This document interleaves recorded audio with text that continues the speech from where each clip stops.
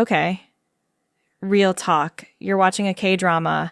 The male lead and the female lead are standing outside in the middle of a conversation, and suddenly it starts raining. And before a single drop hits the ground, you already know what's about to happen. You've leaned forward on your couch. You've got a pillow pressed against your face. You might even whisper, oh no, don't do it. Don't you dare do it. And then they do it. And you absolutely lose your mind. That's the magic. That's the curse. That's K-drama. Here's the thing about us K-drama fans. We have opinions. We will hop into comment sections and absolutely roast these shows for being predictable. We will say things like, ugh, not another wrist grab. We will roll our eyes at the third childhood connection reveal in one season. We will call out the contract relationship trope with the energy of someone who has never, ever binged a show in one sitting. And then we'll watch the next episode immediately. Because deep down, we love this stuff. All of it. The tropes, the clichés, the absolutely unhinged dramatic moments that make zero sense in real life but make complete sense inside a K-drama. Today, we're counting down 15 K-drama tropes we pretend to hate but secretly love. And I'm warning you now, some of these rankings are going to be controversial. There's one trope on this list that has started more fan wars than the actual love triangles in the dramas. And when we get to number 1, let's just say it's going to hit different. Stay with me. This is going to be a good one.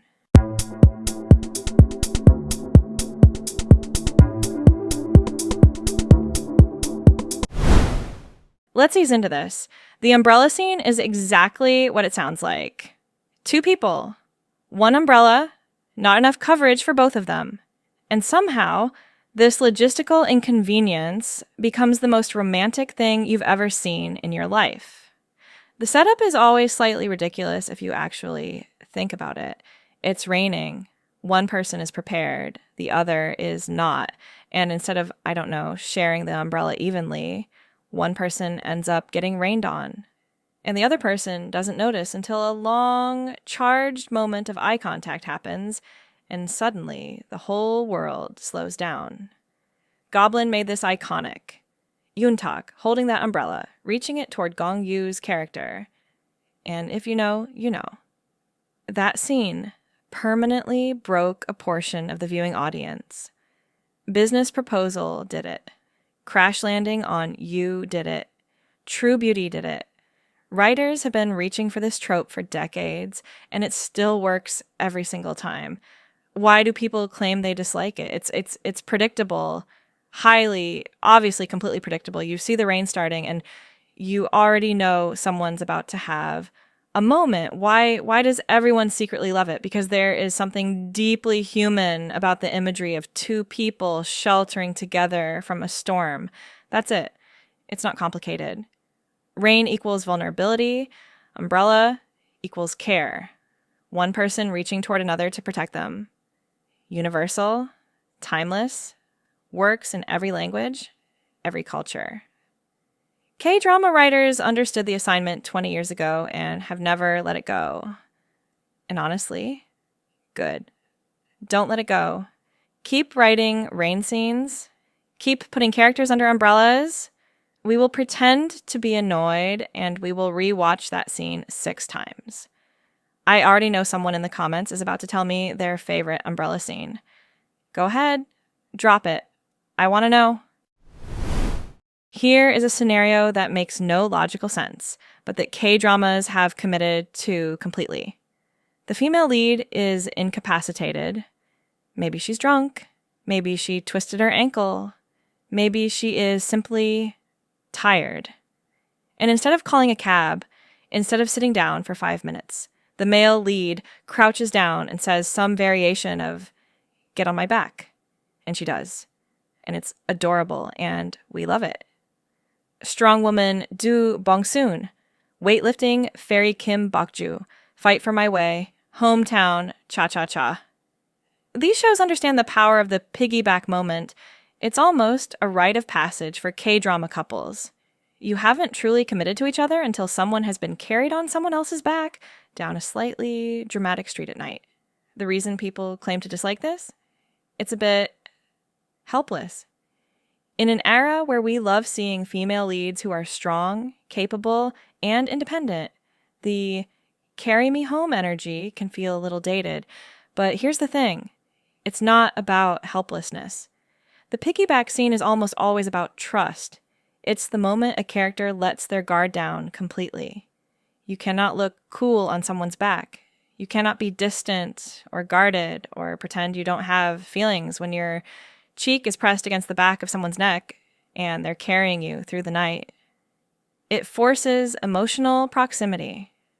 Also, and I cannot stress this enough, the piggyback scene is almost always accompanied by a monologue the other person can't hear. Someone is confessing their feelings to someone's back, to someone who is half asleep.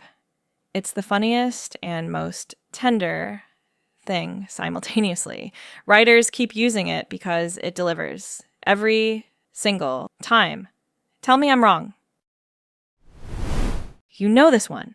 Oh, you know this one. Someone trips, someone stumbles, someone reaches for something on a high shelf, loses their balance, or simply exists near a staircase. And in the half second before they hit the ground, the other character, who is somehow always positioned at exactly the right angle with exactly the right reflexes, catches them. And they end up in the position, face centimeters apart, one hand around the waist, eyes wide, breathing stopped. The camera slowly zooms in. What's wrong with Secretary Kim did this multiple times and it never got old? Business proposal, king the land, her private life. These dramas understood that the accidental fall is not about clumsiness. It's about manufactured closeness in a way that neither character asked for and neither character is ready for. People pretend to groan at this one. Oh, come on, just stand up. But you didn't stand up either. You were sitting completely still with your eyes wide open. The fall and catch works because it removes the character's ability to choose. The slow burn romance requires obstacles, reasons why these two people can't just admit they like each other. The accidental fall doesn't ask for permission. It puts them in an intimate position and forces them to deal with it. The audience lives for the moment of reckoning after the catch. What do they say? Do they step back immediately? Does someone stare too long? That 2-second stare is worth everything. We have arrived at chaos. Beautiful, messy, emotionally devastating chaos.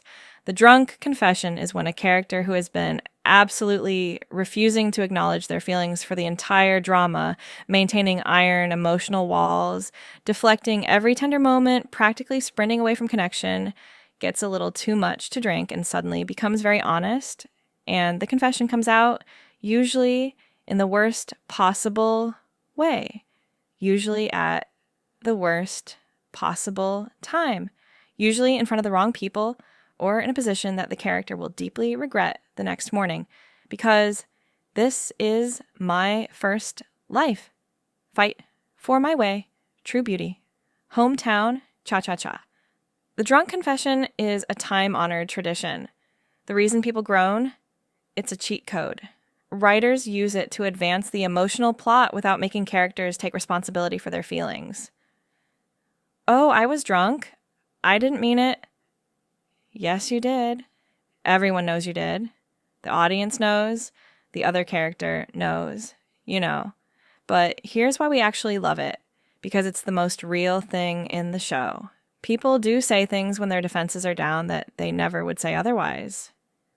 The drunk confession isn't a lie. It's the truth breaking out of a container that was held too tight. And the morning after, the secondhand embarrassment, the avoiding eye contact, the I don't remember anything that clearly means I remember everything. That is premium television, my friend. Drunk confession scenes are where actors get to perform.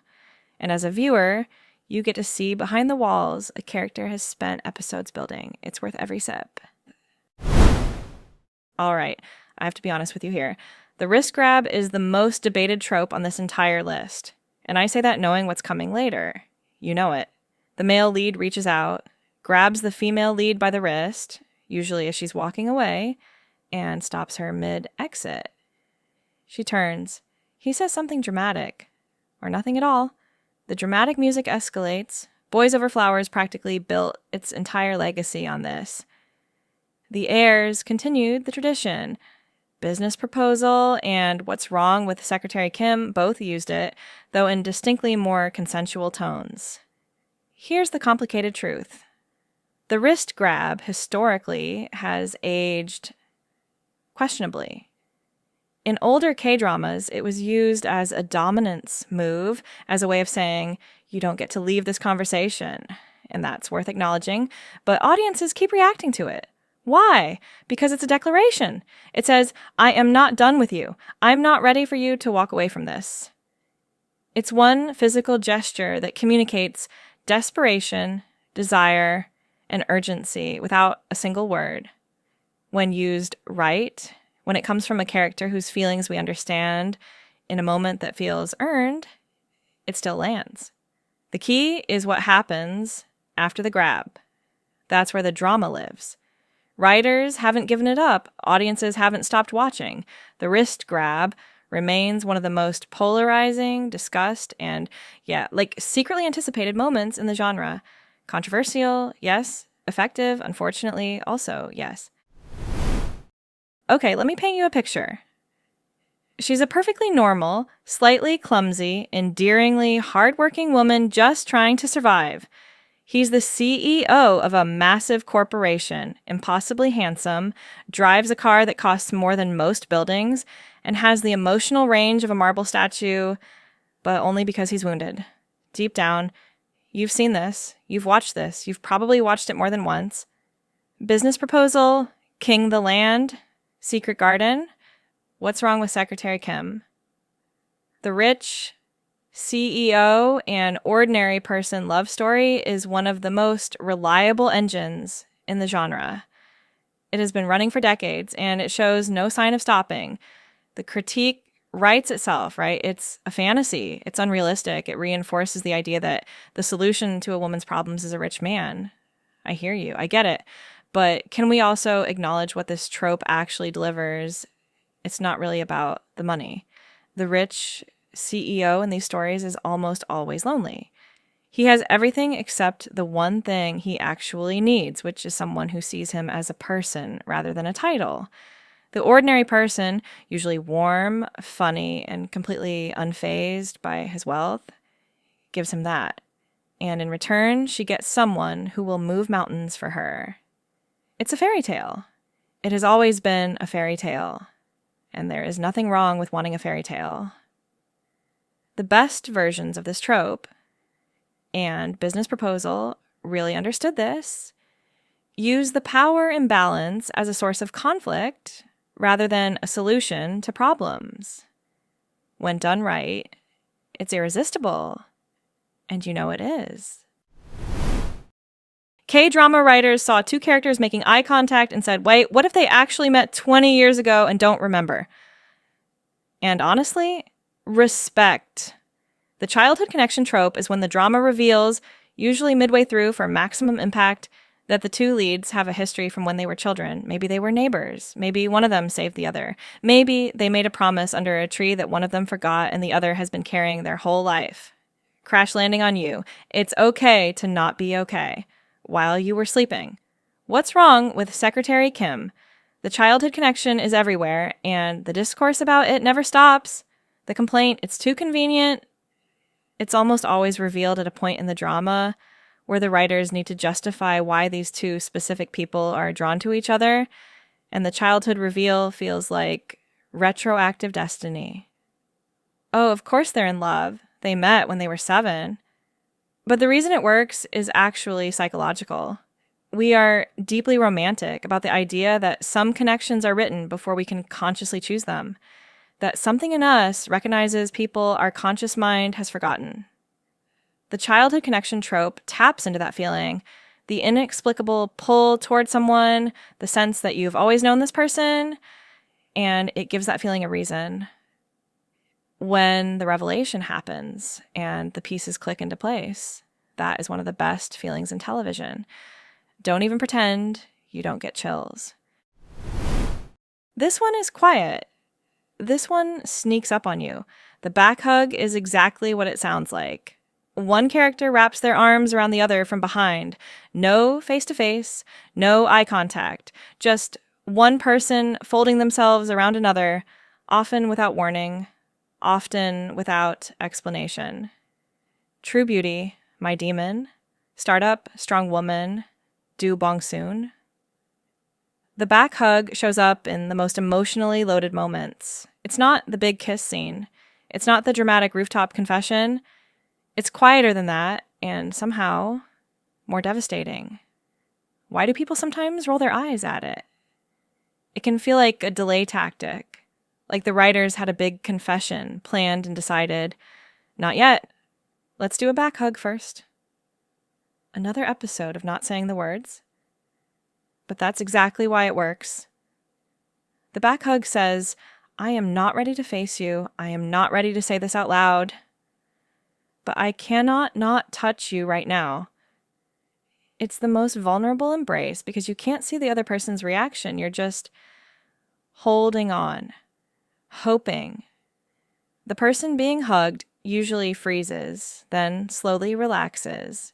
Sometimes they reach up to hold the arms around them, and the audience just melts. There's a reason this trope keeps returning. It's not about being showy. It's about intimacy that happens before courage does. Pause for a moment of silence for every K-drama second lead who deserved better. Okay, moment over. The jealous second lead is a character, usually kind, usually devoted, usually objectively wonderful, who loves the main character deeply, watches them fall for someone else, and suffers beautifully through the whole thing. They support, they pine, they occasionally do something slightly misguided out of desperation. They never win. Reply 1988. This one ended friendships. Startup, True Beauty, Cheese in the Trap. The jealous second lead has generated more fan community anguish than possibly any other storytelling device in the genre. On the surface, people claim to hate the trope because it's a waste of screen time. Why write a character so compelling if you're never going to give them what they want? Here's the thing. The jealous second lead isn't a waste. They're a mirror.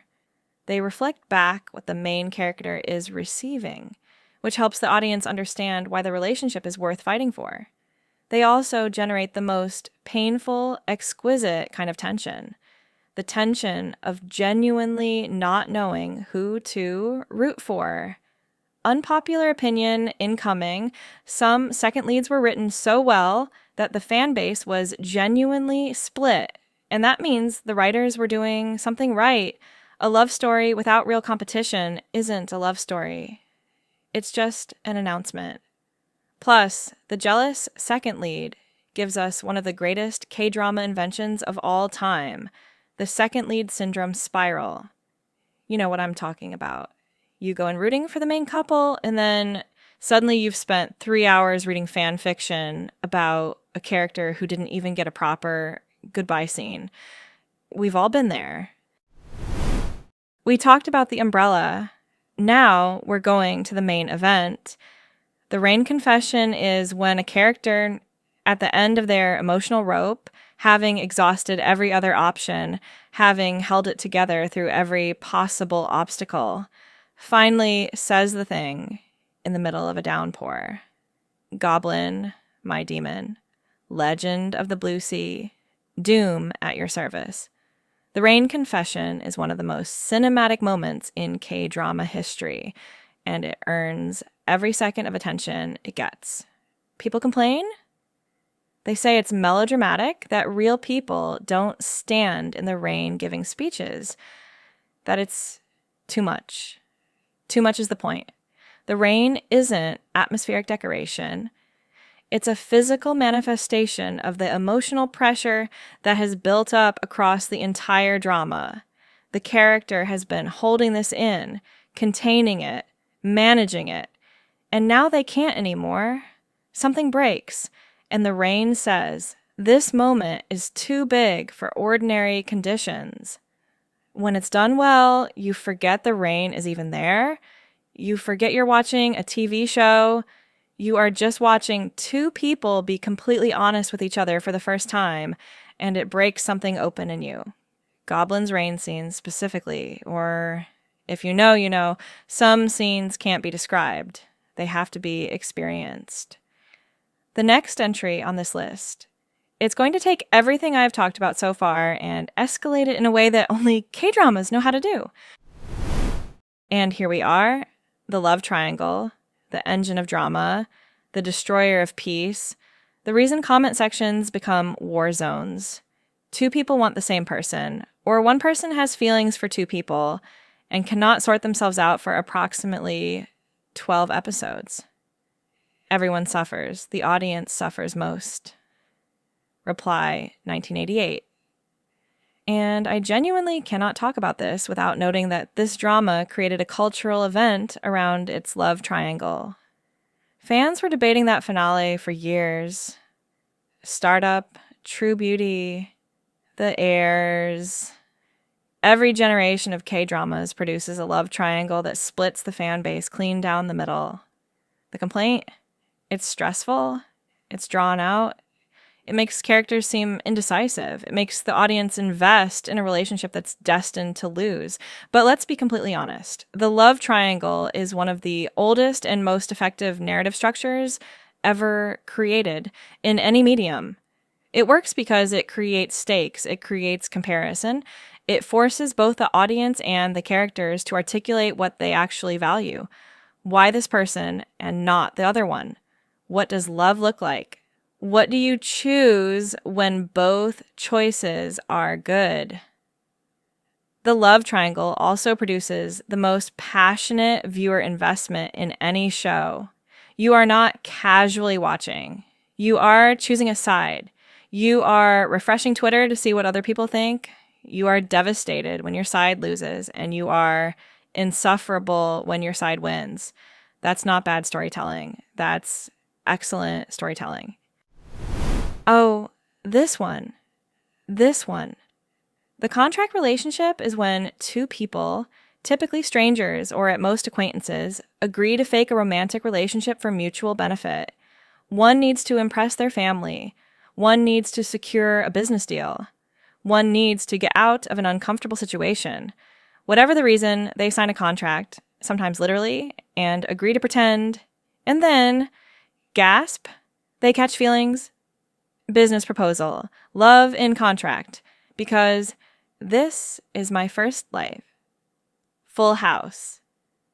This is one of the most beloved structures in the genre, and its haters know they're fighting a losing battle. Why do people claim to dislike it? It's contrived.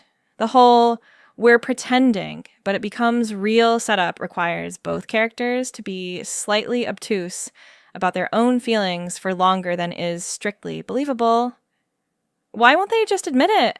is a phrase that has been yelled at many screens during many contract relationship dramas. But the contract relationship is genius from a storytelling perspective. It gives two people permission to be together, to learn each other, to become close, without the vulnerability of admitting they want to. The contract is emotional scaffolding. And when the scaffolding comes down, when one or both of them realizes this isn't fake anymore, that scene is devastating in the best possible way. The contract ending is one of K-drama's greatest moments, every time, without exception, because you've been waiting through the entire drama for the character to admit that the contract was an excuse, and when they finally say it out loud, you feel like you've been holding your breath for 10 episodes. Ladies and gentlemen, the villain of the K-drama universe. No character has caused more collective audience trauma than an ordinary delivery truck operating in the vicinity of a dramatic moment.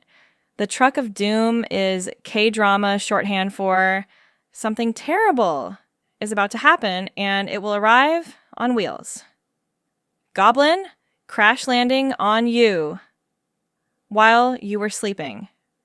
The Truck of Doom has separated characters, triggered time leaps, created amnesia, ended happy moments, and generally created chaos at the most emotionally loaded points in the story.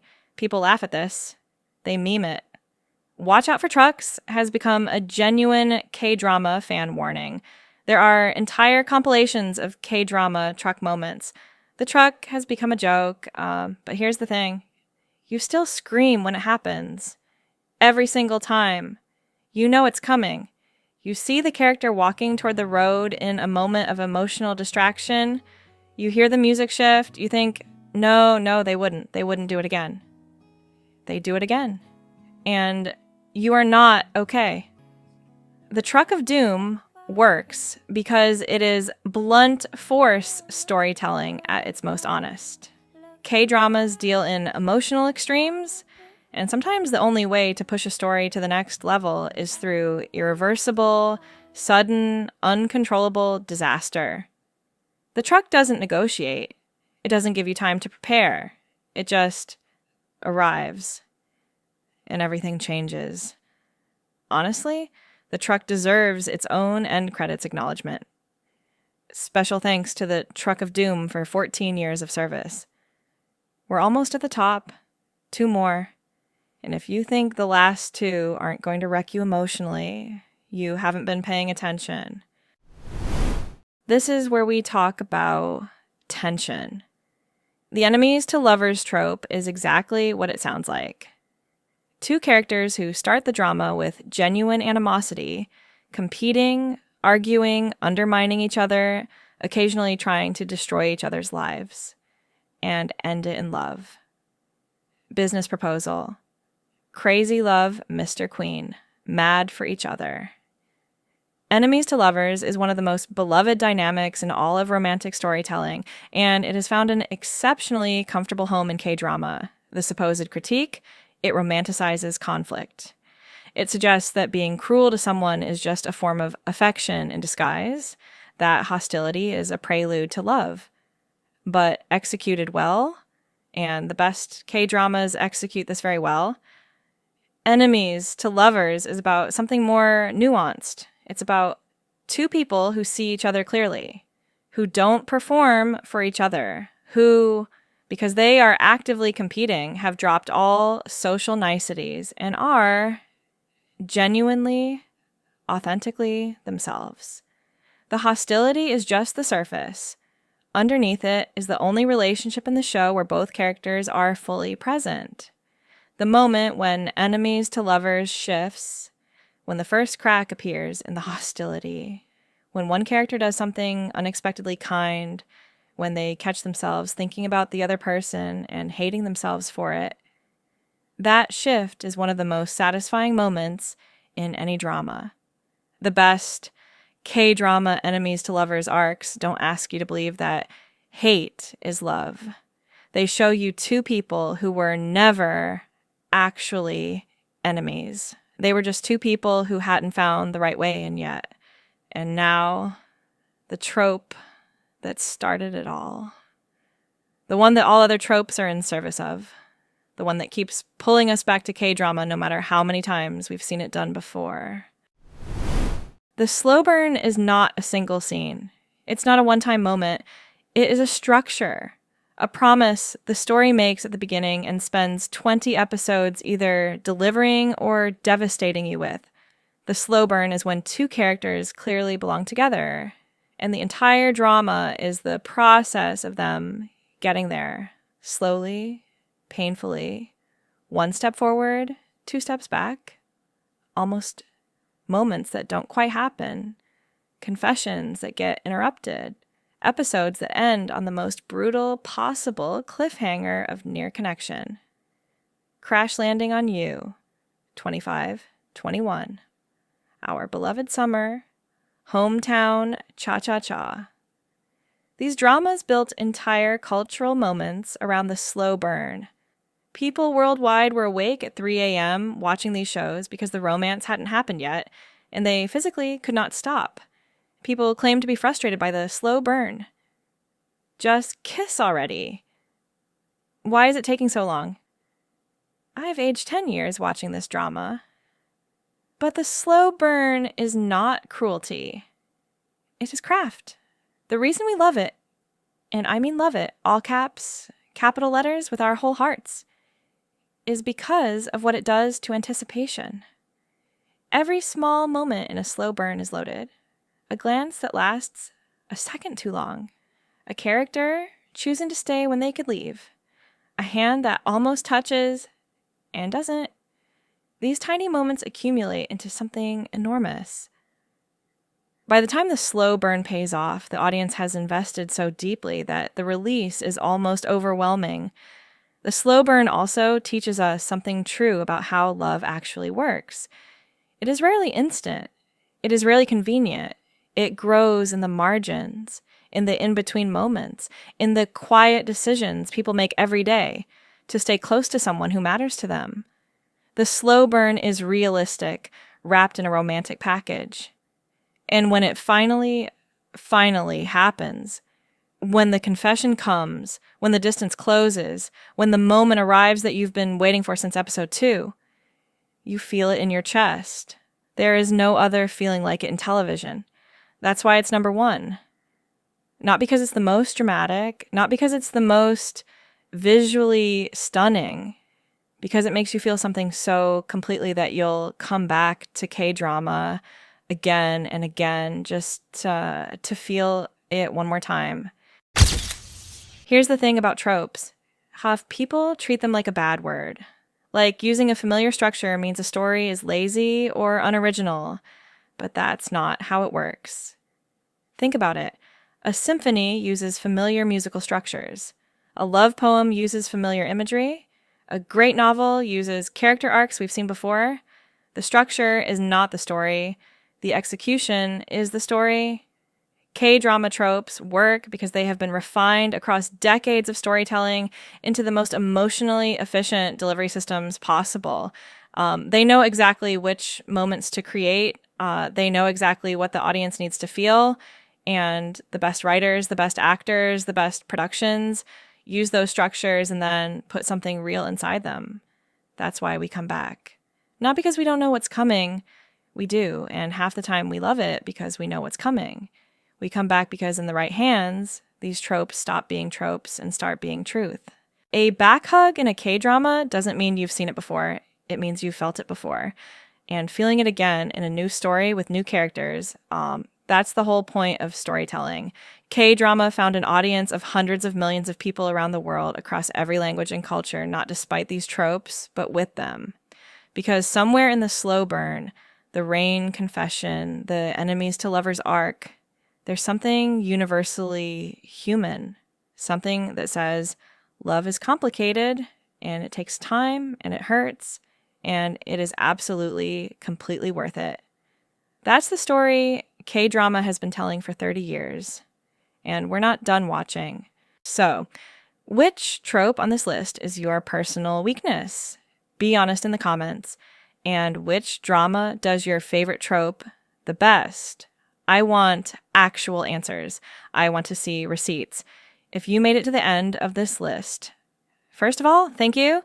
Second of all, you are exactly the kind of person this channel exists for. If you enjoyed this, like the video. It genuinely helps. And if you want more K-drama deep dives, ranking videos, and passionate rants from someone who has watched way too much television, subscribe. New videos every week. I'll see you in the next one.